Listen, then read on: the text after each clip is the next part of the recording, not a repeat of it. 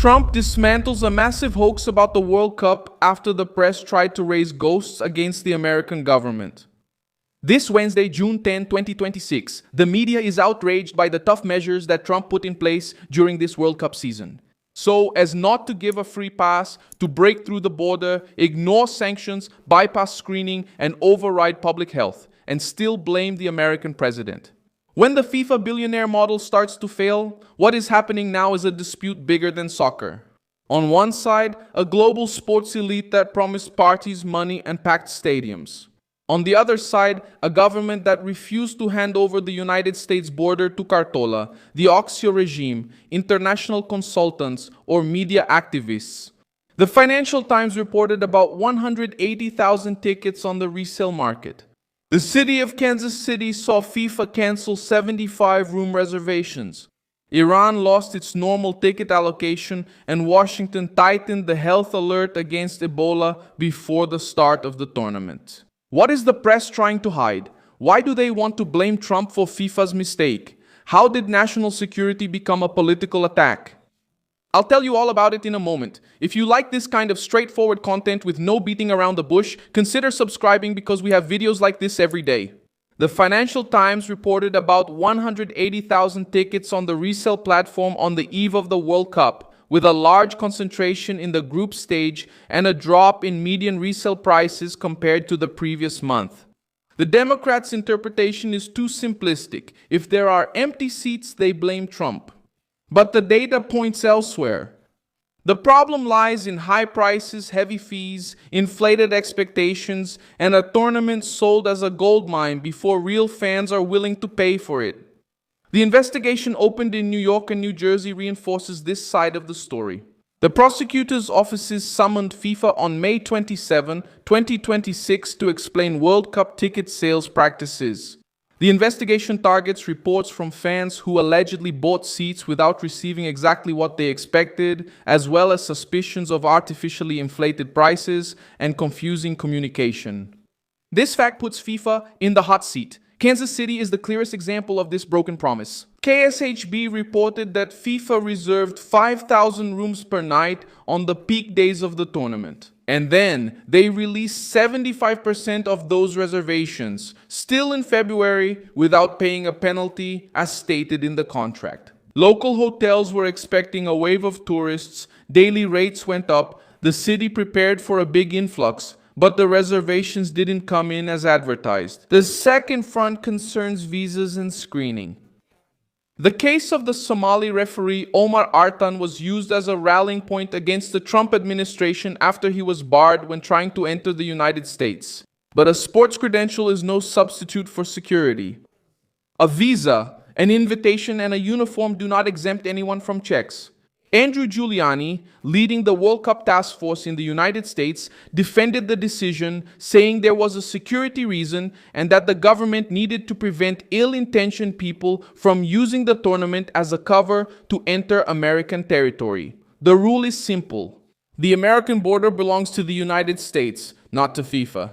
The host government has the duty to decide who enters, who gets screened, who needs to be questioned, and who does not receive authorization. This applies to tourists, officials, referees, members of technical staff, journalists, Confederation employees, and foreign authorities. When the left calls this authoritarianism, it reveals its own logic. For them, a global event is more important than national sovereignty. For Trump, sovereignty comes before the spectacle. The case of Iran makes this dispute even clearer. The Iranian Federation told Reuters that its ticket allocation for fans was withdrawn days before the opening of the World Cup.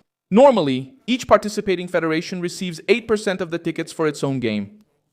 Distribution to their own fans. FIFA said it is working with the Iranian Federation to find suitable solutions. But the political angle cannot be ignored. Iran is under sanctions, has a hostile relationship with Washington, and has direct tensions with the United States. So you can't treat the case as if it's just about soccer flags and the stands. Trump isn't banning the sport. The Iranian players received the necessary visas to compete, according to information cited by Reuters. The difference appears between the athletes on the field and the political structures surrounding the delegation. One thing is to ensure that the match takes place. Another is to allow authorities, officials, or operators linked to an adversarial regime to use the cup to circulate, organize their presence, move tickets, and put pressure on American territory. The sport can enter. Political risk doesn't get a free pass. The third front is public health. Reuters reported that the Trump administration asked European nations to follow Washington and adopt travel restrictions related to the Ebola outbreak in regions of Central Africa. The United States Centers for Disease Control and Prevention had already barred entry to non-citizens who had been in the Democratic Republic of the Congo, Uganda, or South Sudan in the previous 21 days. While Americans in this condition were required to go through selected airports for screening, Marco Rubio maintained that Ebola cannot enter the United States. And the State Department treated protecting the health of the American people as a priority. The left calls this panic, but any serious government calls it prevention. The World Cup brings millions of visitors, fans, athletes, journalists, service providers, and officials circulating through airports, stadiums, hotels, and cities. Waiting for a health crisis to appear within American territory before taking action would be irresponsible. Trump acts beforehand, pressures allies, demands action from the European Union, and insists that the problem be contained at its source. This is the logic that the media doesn't want to admit. A strong border also protects public health. The American government itself reported that it delivered 150 tons of medical supplies and promised more than $200 million for the response to Ebola. In other words, it's not just about barriers. The difference is that Trump does not accept the global bureaucracy's agenda when it puts the American citizen in second place. The World Health Organization may advocate a different approach. The European Union may hesitate. But Washington has decided that the World Cup will not be left to chance. Health regulations. Gianni Infantino is also at the center of this storm. The president of FIFA got closer to Trump, sought a relationship with the White House, and promised a historic World Cup.